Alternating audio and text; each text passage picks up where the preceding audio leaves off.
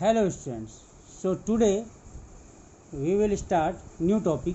A new system is devised.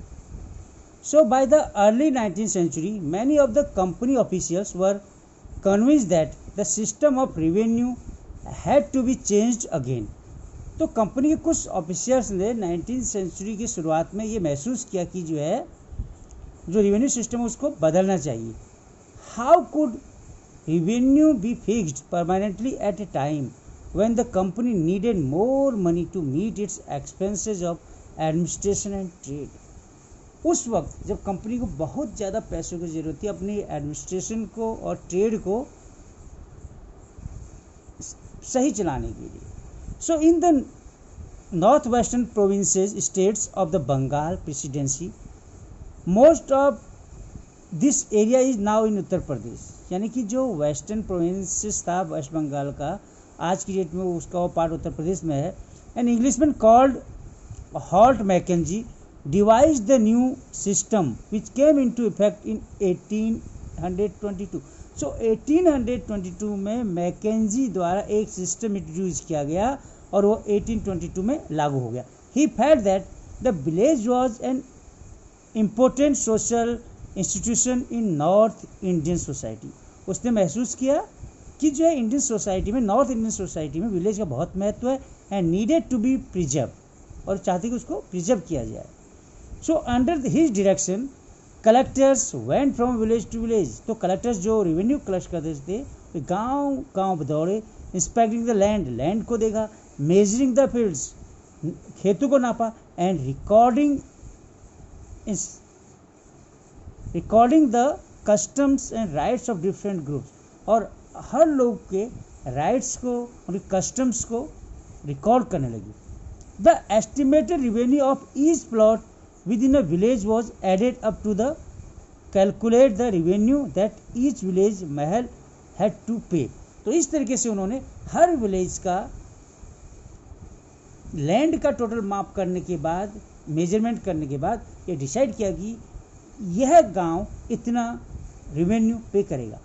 This demand was to be revise periodically. और इस demand को periodically समय पर रिवाइज किया जाएगा. Not permanently fixed, and it was not permanently fixed. The charge of collecting the revenue and paying it to the company was given to the village headman. और इस revenue को collect करने का अधिकार किसको दे दिया? विलेज के हेडमैन को, सबसे बड़े मुख्य होता है, यानी कह सकते हो आप सरपंच को, रादर देन द जमींदार. तो जमींदारों को न देकर के गांव के बड़े व्यक्ति को दिया गया. This system came to be known as the Mahalwari settlement. तो गांव द्वारा जो रेवेन्यू दिया जाने लगा उस सिस्टम को माहलवाड़ी सेटलमेंट कहा जाने लगा. उसके बाद next topic is the Munro settlement. So in the British territories in the south there was a similar move away from the idea of permanent settlement. तो साउथ की तरफ भी इसी तरीके का एक मूव, एक स्टेप लिया गया जो परमानेंट सेटलमेंट से मिलता जुलता था, या परमानेंट सेटलमेंट से कम मिलता जुलता था. And the new system that was devised came to be known as the रॉयतवा और रॉयतवाड़ी. तो इस सिस्टम को, जो साउथ में जो सिस्टम इंट्रोड्यूस हुआ और जो परमानेंट सेटलमेंट से काफ़ी हद तक मिलता नहीं था, उसको इंट्रोड्यूस किया गया और उसको रॉयतवाड़ी सिस्टम कहा गया. It was tried on a small scale. इसको छोटे पैमाने पर लागू किया गया by Captain Alexander Read in some of the areas that were taken over by the company after the wars with Tipu Sultan.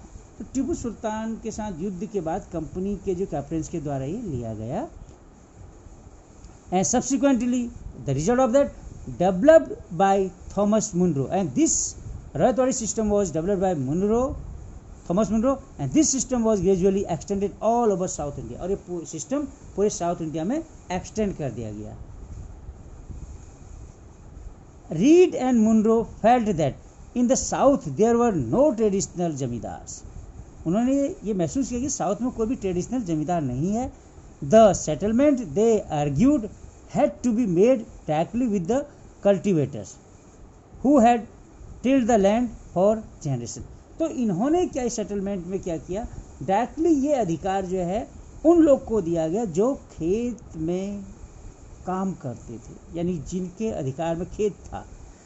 Their fields had to be carefully and separately surveyed. तो उनके field को, उनके खेतों को carefully और separately survey किया गया. Before the revenue assessment was made. Revenue fix करने से पहले Munro thought that, what is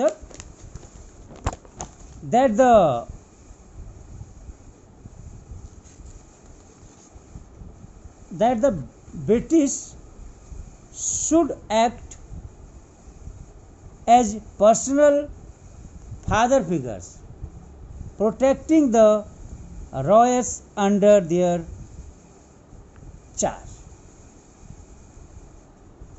Then all was not well. सभी लोग अच्छे नहीं थे. So within a few years after the new system introduced होने कुछ समय बाद were imposed, it was clear that all was not well with them. ये सभी उस सिस्टम से एग्री नहीं थे. Driven by the desire to increase the income from land revenue, official fixed too high revenue demand. Revenue demand धीरे धीरे official की ज़्यादा होने लगी. पीजेंट्स वर अनेबल टू पे, और पीजेंट्स उसको नहीं दे पा रहे थे. Royals fled the country side, और रॉयल्स जो थे जिनके अधिकार में जो लैंड था वो गांव से भागने लगे. And villages became deserted in many reasons, और बहुत से जगहों पे गांव खाली हो गए. Optimistic officials had imagined that the new system would transform the peasants into rich enterprising farmers, but this did not happen. जो कंपनी के अधिकारी थे उन्होंने सोचा कि इससे जो है फार्मर्स अमीर हो रहे हैं, लेकिन ऐसा कुछ हुआ नहीं. So this is the end of this topic. Tomorrow we will discuss about the new topic, crops for Europe. Till then, thank you.